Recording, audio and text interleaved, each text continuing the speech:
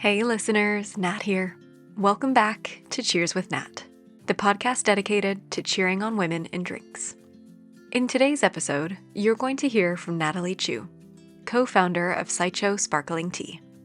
We explore how Natalie's lifelong love of food and her fascination with science led her to train as a flavorist, and how an unexpected twist during her and her husband's PhD programs set them on the path to creating Saicho. In addition to learning all about the business and the many roles Natalie plays within it, you'll also get a mini tea masterclass, hear the long list of podcasts that keep Natalie grounded outside of work, discover what she enjoys most about being a part of the drinks industry, and a whole lot more. It's time for a cheers and a chat with Natalie Chiu. Here she is.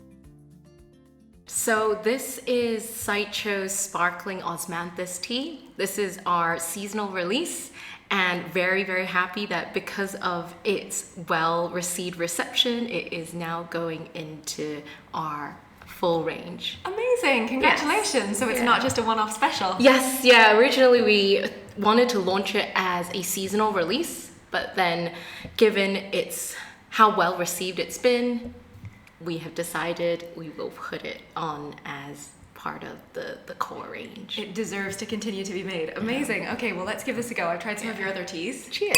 Dink, but not this one. So Osmanthus is a very, very floral tea. That is gorgeous. Yeah, it's quite light in terms of its structure. It kind of reminds me of things like apricots, custard apples. It works really, really well with Peking duck. Oh, lovely.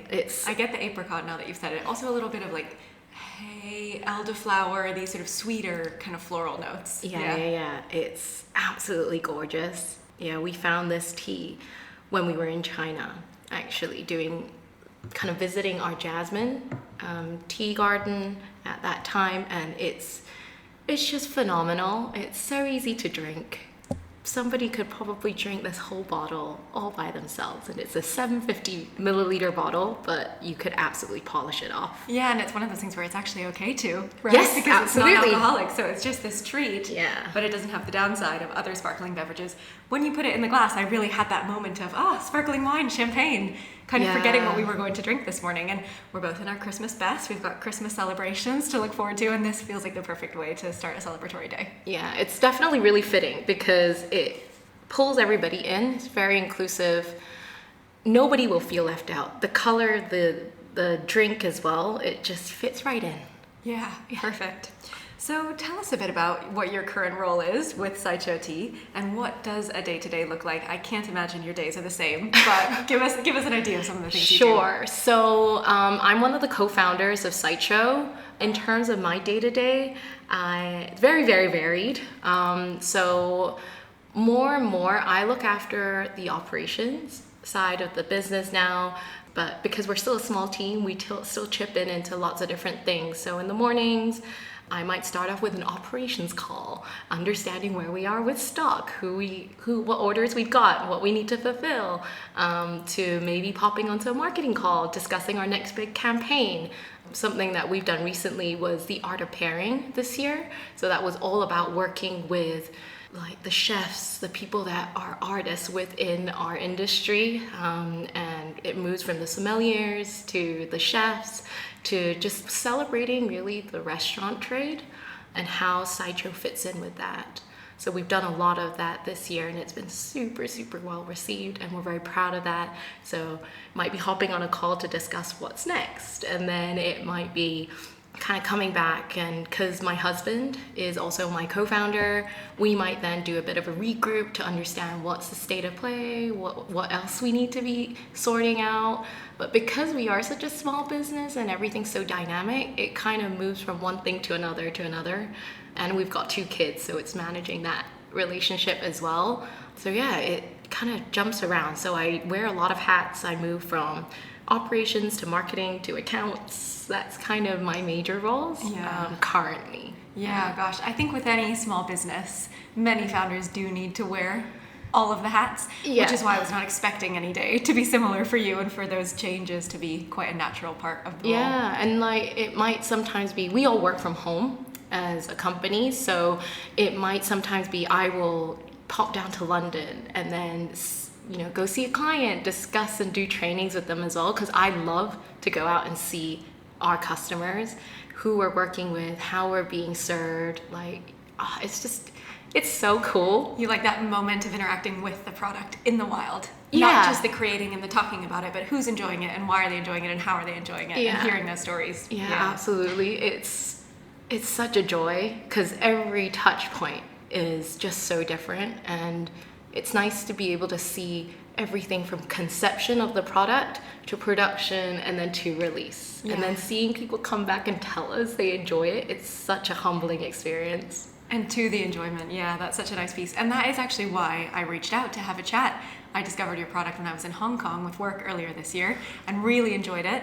And I've seen a lot of sparkling teas, but there was something about the packaging and the taste that made it stand out from other examples. Yeah. And then recently, after I had reached out to you, I was in Bangalore and I saw it there at a trade show. So I'm just thinking, Saicho's everywhere. I can't wait to hear the story. So let's go all the way back, and we'll come back to where you are now by thinking about when you were little. What did you think you wanted to be when you grew up? I can't imagine co-founder of a sparkling tea brand was something top of mind when you were little. But what did you think you were going to be? And do you find any parallels between that vision and what you're doing now? I think if I had to go back to when I was much younger, it started off with my love of food. So I knew I always wanted to be in the food space. Okay. A lot of growing up in Hong Kong, it's very much a finance center, so it's very much you're encouraged to go into finance, you're encouraged to go into law, you're encouraged to go into medicine. I love science, and I knew I loved food, but I wasn't really quite sure what I wanted to do. I never thought that I would be doing Saicho as my full-time job. Yeah. I just had a passion for food. And I wanted to combine that with my love of science and just find something I could do with it. I didn't have a career in mind. I didn't have even a job role in mind. I think originally, when I was much younger, not knowing anything other than food, I wanted to be a chef. And then realized, actually, I don't quite have the talents for cooking. I'm the same. Yeah, so I just thought, okay, I needed to change tack and find something that might resonate with me a bit more. But I loved, because of my passion for science, I started pursuing that. I actually, closer to university time, I wanted to become a flavorist. So Which that again was is quite unique to discover that as a role at that young age. Yeah, because it all kind of stemmed from my dad, really, because my dad worked in the flavor industry. Okay, so you were And exposed to he it. introduced me to the career of, hey, you love science, you love food, maybe this is something along the lines that you might want to do. So he kind of encouraged me that way. But then after I finished studying, I got my undergraduate degree, I had an opportunity to do a postgraduate degree.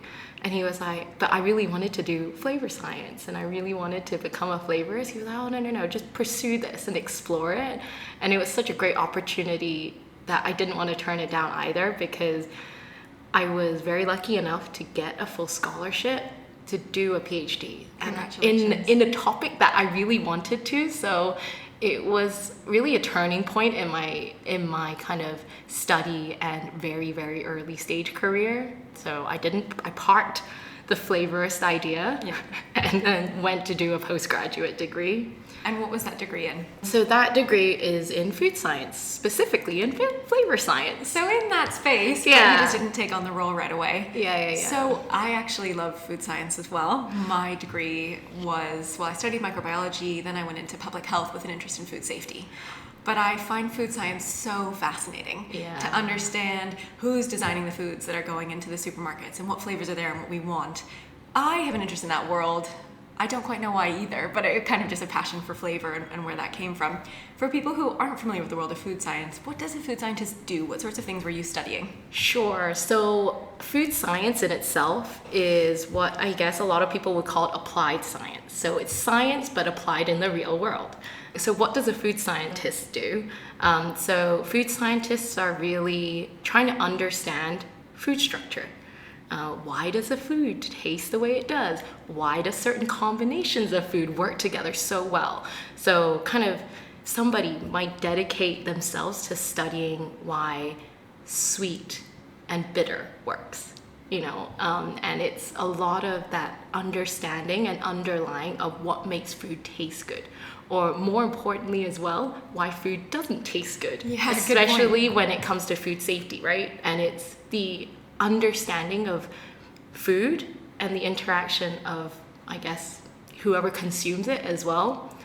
So it stems from understanding the structure of the food itself to how we interact with it and how we think of it. So it's more than just biological sciences. It can go into physiological sciences. So a lot of people can call themselves food scientists because essentially any touch point that you have with food, you can be considered a food scientist. So I think it is one of those careers that is so wide ranging. And I am very incredibly lucky and privileged to be in this industry and having to work with some amazing people whilst I was like fully embedded into the food industry and studying food science as well. So yeah, it's absolutely incredible. And more specifically, the flavor chemistry piece, what were you working on there? Yeah, so in that, I was actually working on salt delivery. Oh, wow. Yeah, so Okay. very different. So I would be understanding how, for instance, a crisp, there's actually a lot of flavor and salt on it, but actually most of it you don't detect at all. By the time you finish chewing a piece of crisp, just thinking about how long that even stays in your mouth, it's gone. Yeah. So how do we, like for me, it was really understanding how can we get that delivery to get people to taste it faster without it disappearing and really us consuming so much salt without detecting it. Okay. Yeah, so that was my whole 3 years of my life. Wow, amazing. And how do you think this interest of yours and then your studies have impacted your perception of flavor more generally, so outside of the lab? I ask because teaching people about flavor in the world of beer, I really find that most of us don't think about flavor, to be honest. I always teach about our five senses, and I think we're told that the sense of what we see and what we hear are more valued than what we smell and what we taste. And by giving people the ability to focus on smell and taste in a classroom where I'm teaching them about beer, I do think I'm giving them the sort of tool that they don't normally think about otherwise to really get more out of what they're eating, what they're drinking. Did you have a bit of an epiphany moment when you were doing your training, or did you already come in with more of an interest in flavor, perhaps from your dad? Yeah. Because I think it's just something most of us don't spend that much focus on, and you've really built your life around it. Absolutely, because if you think about how we go into an environment, when you're in a restaurant, when you're at home, there's so much going on, and to hone in on just one aspect of flavor but has so much impact is very different to experiencing it like purely on its own in a teaching environment and actually understanding what this actually smells or tastes like. It requires a lot of focus because I think a lot of people, when you're in that environment where you're in a restaurant, you'll detect it and you'll go, oh yeah, this tastes nice, like really quickly, or you'll like quickly decide you don't like something. But to really come out of that and really look at something, really focus and dissect it is such a different spectrum of appreciating food. Yeah. And for us, it's creating Saicho is actually allowing people to have those moments because it's looking at something to appreciate it and then slowly sipping it.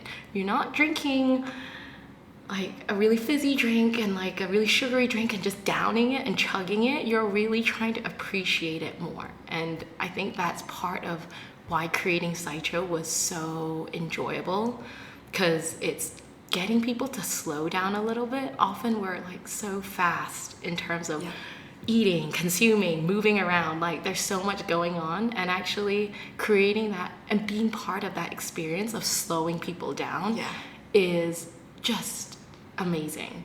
Yeah, right. It's more than just a beverage for you. Yeah, completely, because it plays in an environment where there is lots of things going on. And how do you get people to just take a sip and then come back for another sip? That is where I think the magic happens. And I think a lot of restaurants and like great chefs do that exact same thing. And it's how do we work together to get people to enjoy. Yeah, to give people that moment of pause outside of everything else happening in our busy lives and busy worlds. Yeah. So it is really important for me, and I think of it very differently now because I used to think of it in a very like focused way that this is it. But actually now that I'm working on Saicho, doing a lot more about how it works in the real environment, you're considering everything else cohesively. And it is nice because what you picture, like dreaming about the product, is very different to how it works in real life. So it's kind of appreciating the nuances between the two. Yeah. So I read that the idea for Saicho came about while you were getting your PhD. There was some sort of competition. You created this idea for a product. Talk me through that initial idea and what you thought you were going to do after the PhD, to then getting to the point to say, no, there's something in this. We're going to start a company. Yeah, so we had the opportunity whilst we were studying our PhDs, my husband and I. He was actually a year ahead of me. And it was such a surreal moment because literally we were both just by a bus stop, saw this bus coming through and this opportunity to participate in a 5-day kind of boot camp to learn how to start a business. Both of us love to learn, and we take on any opportunity to learn something new, try a different thing. So we went. At the time, I knew I had always had this issue with alcohol where I had alcohol intolerance, and we used that idea to start like conceptualizing what that could look like. But obviously at the time we entered, it was still I was midway through my PhD, so obviously that had to take priority. We were very, very lucky, and we pitched this idea and we had to stand up in front of hundreds of other people pitching their ideas. Oh, wow. And at the end of the competition, we ended up winning some prize money. Incredible. So that kind of gave us that little extra bit of encouragement that actually this has something legs. Here. Yeah. And we actually took the time to develop that a lot more. Whilst I was still we were both completing our PhDs, and we wanted to make sure we got that done. And then I had always wanted to go into the food industry. So before having Saicho become an actual product, I then went in to do a maternity cover for somebody at a big multinational in the food industry. And then kind of did Saicho as a side hustle, as I'm sure a lot of founders would do at the time as well. So both Charlie and I had full-time jobs. Wow. And we spent kind of evenings, weekends, developing the idea, thinking about what else we needed to do. Neither of us are business backgrounds. We're both scientists, and we were just figuring things out. So we learned really along the way. And it was kind of during COVID that we decided actually we needed to pivot a little bit more and give it a lot more energy than we had previously. Okay. So that really was the turning point. And that's when you took the leap. Yeah. Yeah, to a certain extent, actually Charlie took the leap first and then I did. So it's been like a very progressive journey, I would say. Yeah, so let's talk about the product itself. Yeah. I imagine that was the easier place to start, having a background in flavor, to think these are the flavors I want, the texture I want, the color I want, that sort of thing. Talk us through product development. Tell me about some of the amazing adventures you've been on to tea farms. What was the product like when you got started compared to what it is now? So developing the products was a bit what I would call organized chaos. We obviously had a way that we wanted to develop the drinks and structure the drinks. We actually started off developing the drinks with a lot more in it. So we thought actually complexity meant more things. More flavors, more sweetness? What kind of things? So it was maybe fruits, different botanicals, different herbs, and then... Almost more like a gin vibe with all the flavors. Yeah, and then we kind of then stripped it way back. And actually Charlie and I did a lot of brainstorming about, we both love tea, and tea can be so good on its own. Why don't we explore the different regions of teas? And we went down that kind of direction of developing teas and just having teas in there, sourcing the best possible teas we could possibly find. And we started off the range very clearly with 3 products. So we wanted to focus on the 3 biggest tea drinking regions, or most well known. We have the Darjeeling, which is from India. We have the Japanese tea, which is the Hojicha, and then we have jasmine, which is our Chinese tea. As you know, all 3 of these teas are, phenomenal for what they produce. Yeah, very well respected in the world of tea. You go to an afternoon tea and they're always the options you get to choose from. Yeah. And for me, I grew up drinking tea, so I knew how important and how good sourcing would be for showcasing the best products possible. Charlie also grew up drinking tea, but a very different sort of English brew. Yep. Very, very different. So we loved bringing the 2 cultures together, and we started on reaching out to tea gardens, knowing nothing at all, nobody in the trade, and just asked. And for us, it's kind of some of the things I've learned is you need to ask to know. So for somebody to know what you want, if you don't ask, you don't get. And good little nugget of wisdom there, right? I always say in that space, no one can read your mind. Exactly. Right? So you do need to then put yourself out there. But it's hard. Some people don't want to take that risk of not knowing what they're doing. And so I appreciate you just saying, you just got to ask. Yeah. That's how you make it work. And we ended up sourcing all sorts of teas. We went through lining them all up, trialing them, and we used our scientific brains, marking everything down, like doing like grids and trials and all sorts. So we went through a process of 2 years to do that. Wow. It was a lot of experimenting, a lot of eliminating, but then at the same time, tea's a live product, right? It's growing, seasons change, weather changes, so things change for it as well. So it's kind of navigating through that at the same time. But we were so happy to land with the first 3. It is still the 3 in our core range, and really the liquid hasn't changed. Okay. We are so proud of that because what we developed is still so well received and so well liked. And what has changed is the evolution of like the size and the packaging. We have always had the patterns of the birds incorporated in some way, but in every single bottle it now becomes more prominent. Every flavor, every expression has its color, and the birds on each of the bottles is actually the national bird of the country, or in the case of osmanthus, it's something that signifies, it's a crane, and it really signifies something that is joyful, happy, and it really kind of gives its place in terms of what osmanthus stands for. So every little bit of detail within the bottle, the label, the packaging, even the gift boxes that we have really celebrates the tea, but also the environment it sits in. So yeah, we're very, very proud of that. We used to have a 500 ml, but we have since heard feedback and understanding that we've now shifted to the 200 and the 750. So it's great because both of it has its own occasion where it's used. And because sparkling tea is still a relatively new concept to most people, having a smaller format really allows people to trial it and like just enjoy it by themselves. And they don't need to share it. You don't need to share the 750 either, but I get your point. Starting smaller can help people who are newer to the category. I think that's a real testament to what you've created, that the liquid itself hasn't changed since you first developed the product, but the outside, as you said, the packaging has changed. Perhaps how you sell it has changed. Talk to me about those other skills, those other bits of the business you had to learn.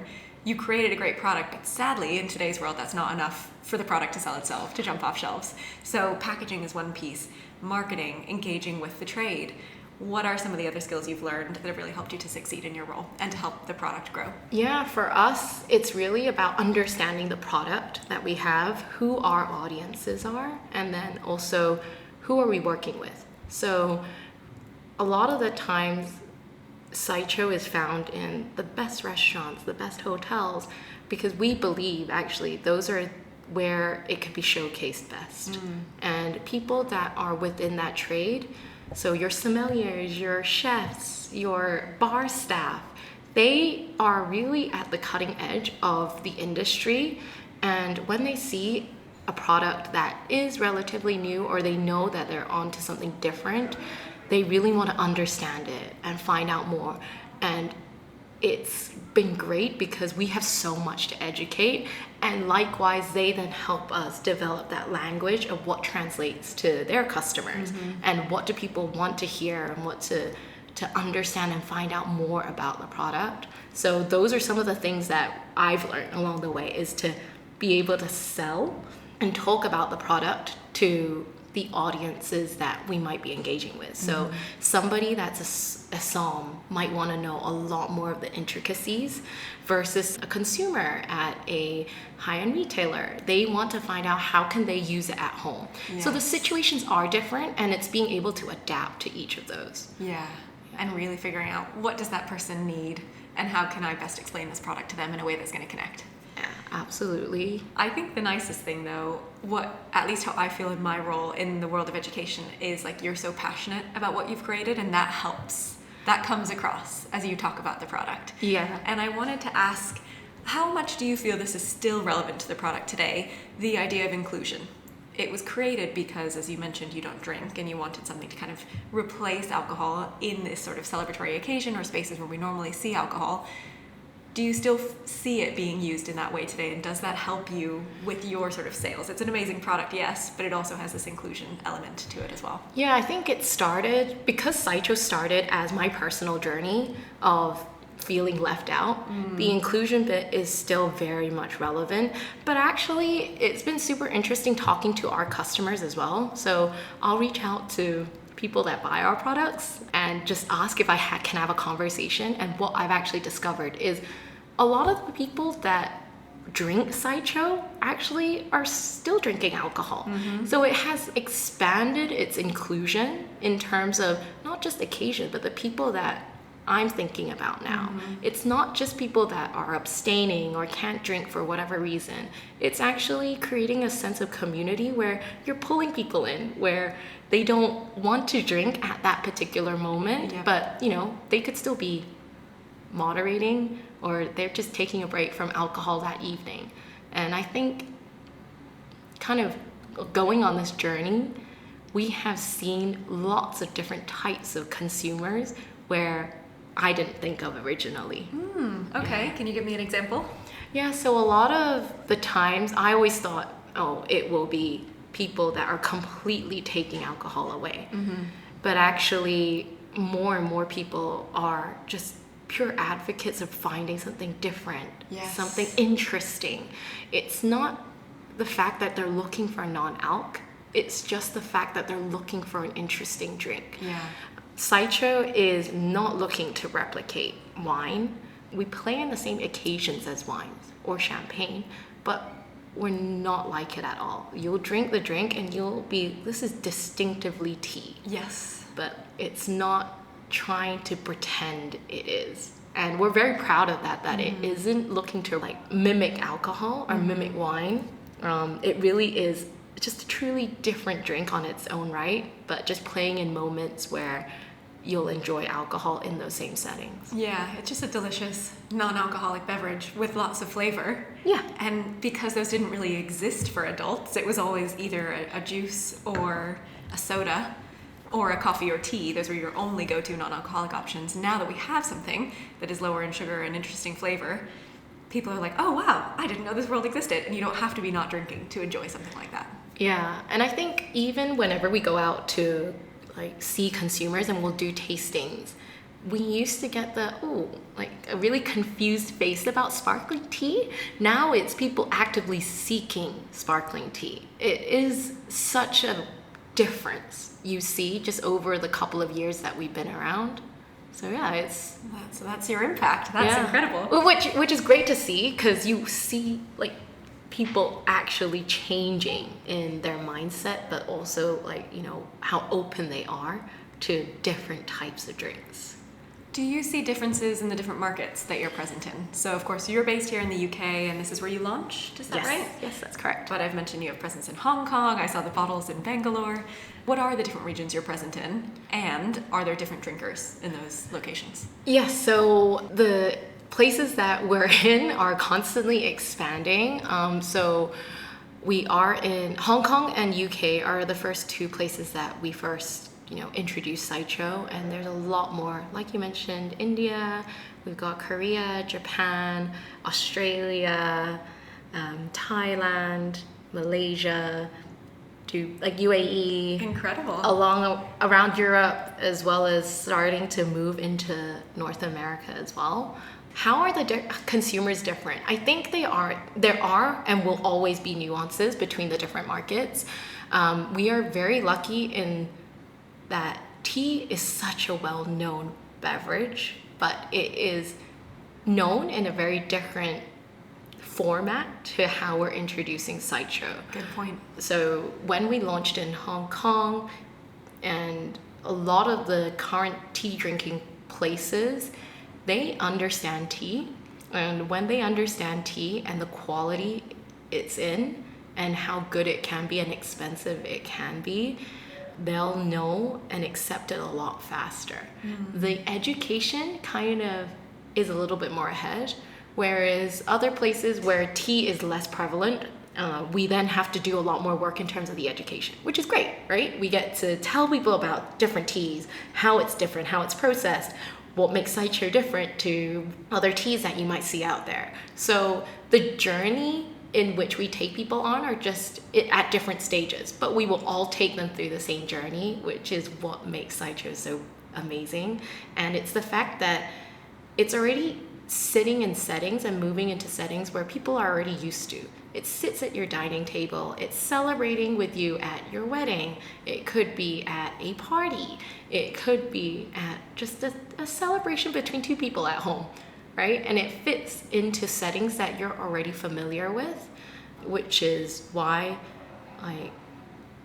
it's easy to understand sparkling tea once you've tasted it. And what we find is actually the conversion often comes much quicker when someone gets to taste the product. Yes. Yeah. Yeah, that makes a lot of sense. The description of it, if you're not familiar with tea or sparkling tea, you might think, oh, is that going to work? And then you taste it, and then you have that moment of thinking, oh, yes, this works. Yeah. And I think it is lovely because it kind of brings in, it's a little bit of a full circle moment because you get to kind of understand what certain elements in a food works with certain products of Saicho. So something might work better with our Hojicha sparkling tea versus our Darjeeling sparkling tea. And it's finding moments for each of those teas, and it's great to work and explore it with the sommeliers that we're working with, or it might be the chefs that we're working with, or even the consumers. I often get emails from customers telling us, oh, I tried it with this pairing, you should put it on. And it's just lovely having that sense of community there. Yeah, and that engagement from your drinkers. All right, let's do a bit of tea education, if you're up for it.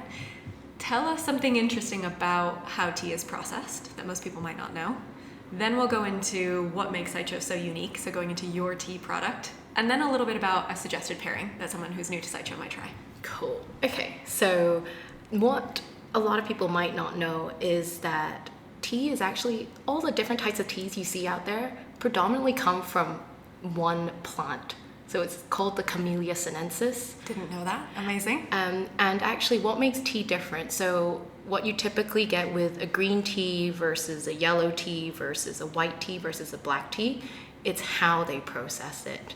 Okay, so you could probably pick tea leaves from one plant and get all the different types of teas from that. So if you have less oxidation to more oxidation, then it can either become a green tea or it can either become a black tea. And a lot of the times when I tell people that, it's like a wow. I'm having that moment right here. I'm thinking about how I teach about beer and how I think, oh, well, one barley plant can become all these different types of malt. I'm like, it's similar in tea. I didn't know that. Yeah, and I think that's what makes it so interesting. Like, there's so many nuances and similarities to other products. And once people go into a little hole about, they might start off with discovering beer, understanding how that's processed, to understanding how coffee's processed, and then how tea's processed. Yep. And that's what actually Charlie and I went through.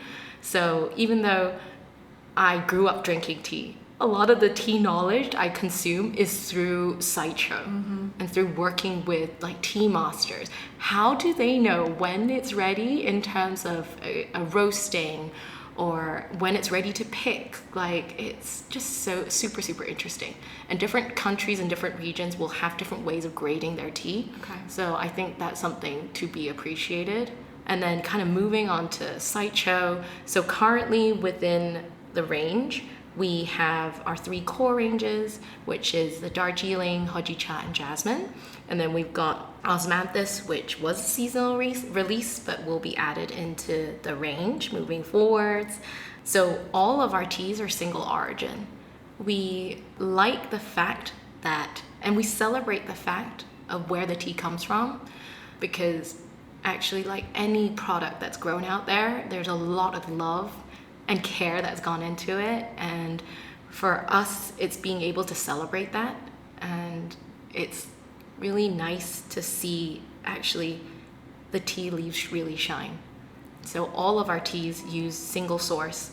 We always focus on one region within each tea. And then every 2 years, we tend to launch a rare tea, which requires us to like source some of the most unique different teas to showcase to the world.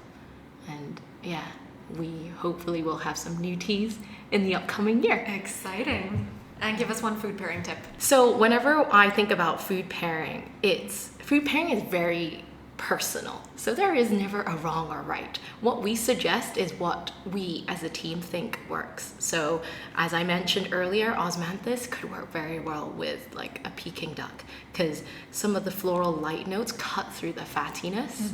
And likewise, when I'm thinking about jasmine, it can work with really spicy foods because it is slightly sweeter and it kind of contrasts. Yeah, and I think whenever I think about pairings, I tend to look at a lot of opposites.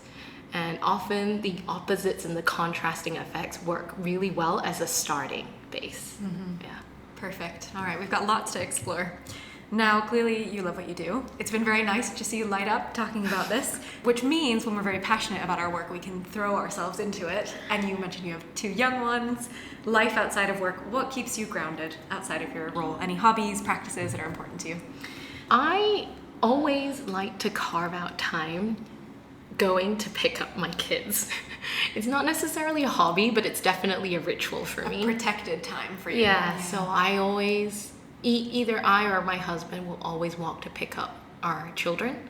In terms of just a hobby for myself, I will always have my headphones on whenever there's time, and I will listen to podcasts.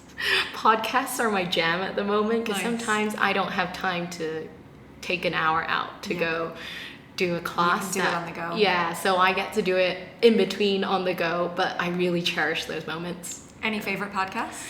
At the moment, I discovered quite a while ago, but they don't always release, but it's a podcast called Acquired. Okay. The reason why it keeps me grounded is because these podcasts are like 3 hours. Oh my goodness. But it's really about discovering a company from its start, conception, going through its journey until now. And I think what makes it so interesting is in this current day and age, we always feel like, oh, success is created overnight. Everything happens in a year or in a month or in a day. But reflecting and listening to these podcasts, not only do I get to learn about all sorts of different companies, but I get to learn that success isn't created in a day and in a short time. And it makes me feel like actually take out that noise and focus on what you need to do. That's amazing. Yeah, it's more about, we often only tune in, right, to the stories, right, when they're at the moment of success. We don't see all the hard work that has come beforehand. Yeah. So you're getting to hear that hard work and think it's not just us. Other folks have this experience too. Yeah. And it's amazing because you'll hear about the struggles, but the journeys, the conceptions, the hardships, the turning points, and actually how they turn like failure into success.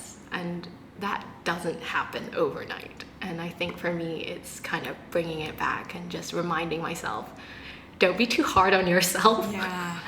And don't think that, it won't happen is the point, and we always try to make sure it's my kind of affirmations to myself that it's okay. Yeah. Are there any other ones that help you? You mentioned earlier, just ask the question. People can't read your mind. Yeah. And then this idea that other people have been here before. This journey is a challenging one. You got to keep going one step at a time.